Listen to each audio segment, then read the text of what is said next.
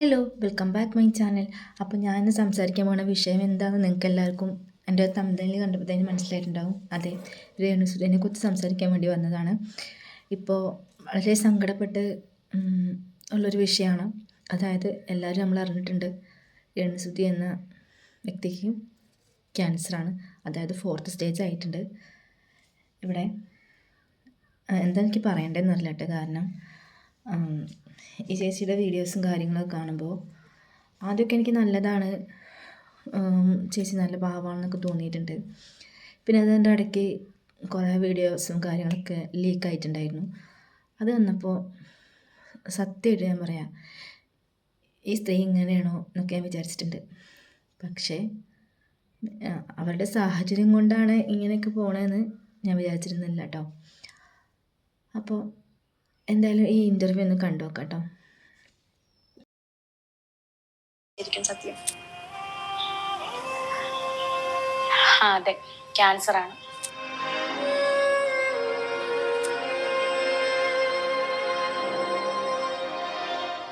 സത്യം പറഞ്ഞാൽ ഞാനിങ്ങനെ വന്ന് കരയണ്ട എന്നോർത്ത് തന്നെയാണ് ഞാൻ നിങ്ങളെ വിളിച്ചു വരുത്തിയതും. ഇത്രയും ദിവസം എന്നെ സ്നേഹിക്കുന്നവരുടെ അടുത്തുനിന്ന് ഞാനിത് മറച്ചു വെച്ച് ഇത് പറയാൻ സമയമായി എന്ന് തോന്നി. ഓക്കെ, ഇപ്പം ഇവിടെ ഈ ഒരു ക്യാൻസർ, ബ്രസ്റ്റ് ക്യാൻസർ ആണെന്ന് രേണുസുതി നമ്മളെല്ലാവരും അറിയിച്ചു കഴിഞ്ഞതിന് ശേഷം ഒരുപാട് നെഗറ്റീവ് കമൻസും ഒരുപാട് പോസിറ്റീവ് കമൻസും വന്നിട്ടുണ്ട്. അതായത് പോസിറ്റീവ് കമൻസ് എന്ന് പറഞ്ഞാൽ, അയ്യോ രേണുസുതി ചേച്ചിക്ക് ഇങ്ങനെയൊക്കെ വന്നല്ലോ, പാവാണ്, അയ്യോ ഒരുപാട് കഷ്ടപ്പെട്ടിട്ടുണ്ട്, ഭർത്താവ് മരിച്ച ശേഷം ഒരുപാട് കഷ്ടപ്പെട്ടിട്ടുണ്ട്. പക്ഷേ നെഗറ്റീവ് കമൻസ് എന്ന് പറഞ്ഞാൽ ഇപ്പോഴും വെറും ഒരു കണ്ടൻറ്റിന് വേണ്ടി മാത്രം ആണ്, ഇത് വെറും ഒരു നാടകം മാത്രമാണ്, ഇങ്ങനെയൊന്നും ഉണ്ടാവില്ല എന്ന് പറയണവരുണ്ട്. പക്ഷെ എനിക്ക് മനസ്സിലായിടത്തോളം ഇത് ഓക്കെ ക്യാൻസർ തന്നെയാണെന്നാണ്. ക്യാൻസർ അല്ലാതെ വെറുതെ ഒരു ഫയലും കാര്യങ്ങളും ഇങ്ങനത്തെ ഡീറ്റെയിൽസും ഒന്നും വിടില്ലല്ലോ. എന്തായാലും വെറുതെ ഒരാൾ ഇങ്ങനെ അസുഖം ഉണ്ടോയെന്ന് പറഞ്ഞെടുക്കില്ലല്ലോ, അതിലെന്തെങ്കിലും ഇല്ലാതെയും പറയില്ല. പക്ഷേ എനിക്ക് സത്യമായിട്ട് എനിക്ക് വിഷമമായിട്ടോ. കാരണം അതായത് ഇങ്ങനത്തെ കുറച്ച് വീഡിയോസും കാര്യങ്ങളൊക്കെ വന്നപ്പോൾ രേണുസുതി എന്ന വ്യക്തിയെ ഒരുപാട് ആൾക്കാർ നെഗറ്റീവ് കമൻസും, സ്ത്രീ അങ്ങനെയാണ്, വൃത്തികെട്ടവളാണ്, അങ്ങനെയെന്നൊക്കെ പറഞ്ഞിട്ടുണ്ട്. പക്ഷേ ചില കമൻസ് അല്ലെങ്കിലും നല്ല രീതിയിലുള്ള വീഡിയോസ് ഇടുമ്പോഴും ആ ചേച്ചീനെ കുറ്റം പറഞ്ഞ കുറേ ആൾക്കാരുണ്ട്. അതായത് പല്ലിയാണ്, അതേപോലെ തന്നെ ഞാൻ എവിടെ കമൻറ്റ് നോക്കിയാലും പല്ലിയാണെന്നാണ് വിളിക്കുന്നത്. അങ്ങനെയൊക്കെ വിളിക്കേണ്ട ആവശ്യം എന്താടോ? ശരിക്കും അങ്ങനെ ഉണ്ടോ?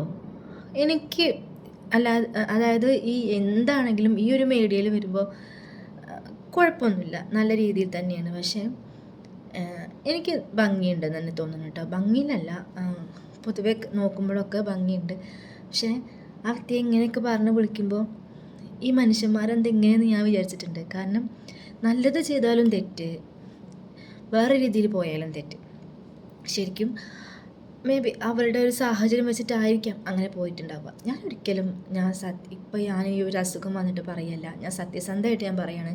ഞാൻ ഇതുവരെ നല്ലത് പറയാനും ചീത്ത പറയാനും വന്നിട്ടില്ല. പക്ഷേ ഇതെന്തോ ഇങ്ങനെ ഇടയ്ക്ക് ഇപ്പോഴും കമൻറ്റ് ഇങ്ങനെ വരുന്നത് ഞാൻ കണ്ടു. കുറേ വീഡിയോസുകൾ ഇങ്ങനെ ഓരോന്ന് പറയുന്നുണ്ട്, ഇത് ഫേക്കാണ്, അങ്ങനെയാണ് ഇങ്ങനെയെന്നൊക്കെ പറയുമ്പോൾ. പക്ഷെ ഞാൻ പറയാം, ഇത് ശരിയാണെന്നാണ് എൻ്റെ മനസ്സ് പറയുന്നത് കേട്ടോ. കാരണം ഒരു അസുഖം ഇങ്ങനത്തെ ക്രിട്ടിക്കൽ സ്റ്റേജിൽ നിന്നൊക്കെ ആരും വെറുതെ പറയില്ലല്ലോ, ഉണ്ടായിട്ടുണ്ടല്ലേ പറയാം. പിന്നെ ഞാനൊരു വീഡിയോ കാണിച്ചു തരാം കേട്ടോ. കടിക്കല്ലേ, മുറിഞ്ഞിരിക്കുക, പോലെ പോയിരിക്കുക. ഇതൊക്കെ എന്തിന്റെ കേടാടാ മക്കളെ? നട്ടലില്ലാതായി പോയല്ലോ. ഒരു പെണ്ണിന്റെ സബ്സ്ക്രിപ്ഷൻ എടുത്തിട്ട് അത് കണ്ട് ആസ്വദിച്ചിട്ട് അവൻ സ്ക്രീൻഷോട്ട് എടുത്ത് അവന്റെ പറയുന്നില്ല, അവനെടുത്ത് പുറത്ത്. ഓക്കെ, ഞാനിവിടെ ഈ വീഡിയോ ഇട്ടത് ഒരിക്കലും രേണുസുതി എന്ന വ്യക്തിയെ അപമാനിക്കാനോ വെറുതെ കുറ്റം പറയാനോ അല്ല. ഞാനൊരു ആൾക്കാർക്കുള്ളൊരു തെറ്റിദ്ധാരണ മാറ്റാൻ വേണ്ടിയിട്ടാണ് കേട്ടോ. കാരണം എനിക്കറിയുന്ന കുറച്ച് കാര്യങ്ങൾ ഞാൻ പറയാണ്.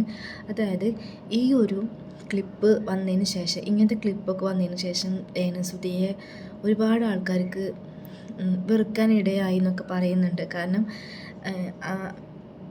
അങ്ങനെ പറയുന്നുണ്ട്. കാരണം ഇങ്ങനത്തെ വീഡിയോസ് നമുക്കൊരു അത്യാവശ്യം മോശമായിട്ട് തോന്നുന്നുണ്ട്. കാരണം അപ്പം ഞാൻ പറയാം, ഇതിലേറെ മോശമായിട്ട് ഒരുപാട് വീഡിയോസ് ചെയ്യുന്നവരുണ്ടല്ലോ. സിനിമ നടികളായിക്കോട്ടെ, അങ്ങനത്തെ സോഷ്യൽ മീഡിയയിലായിക്കോട്ടെ, എന്തൊക്കെ വേണ്ടാത്ത വൃത്തികെട്ട കാര്യങ്ങളൊക്കെയാണ് ചെയ്യുന്നത്. പക്ഷേ